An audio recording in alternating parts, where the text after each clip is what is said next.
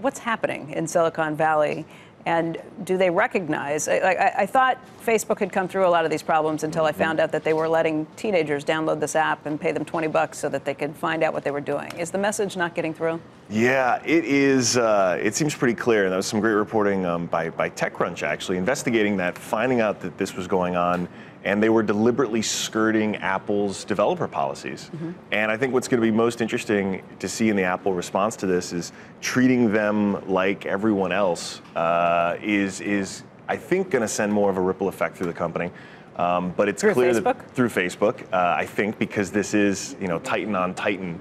And but the challenge is, so much of this, I think, is ingrained in the DNA very much of the growth teams at Facebook, where the idea is growth at all costs, get a competitive edge at all costs. And if you have to, harvest all of the mobile traffic data of teenagers in order to get insight, then do it. Having said that, though, if you look at the earnings, look, it's paid off for the company. They reported earnings at the same time that were phenomenal and had everybody on the street saying, okay, they've moved past this, it doesn't matter. Some of this, and I wonder, too, there's a lot of talk around privacy within the tech community, within the Valley, because so many of the people there, from the engineers to even the non-technical folks, have such a deep understanding of this and a pretty strong opposition to privacy. But more broadly speaking, and as you can see on the market, it seems like still for a lot of folks at the end of the day, it's not that big of a deal. And I think we're starting to see that shift happen because we are becoming more and more aware. And in the wake of Cambridge Analytica, I think more Americans are aware of their privacy.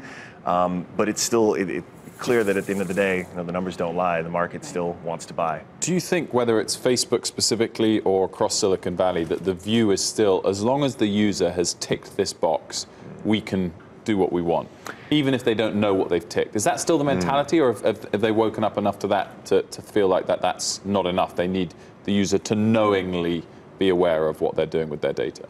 I believe for the next generation of founders, many of whom we meet with and invest in and initialized, I think the attitude has shifted.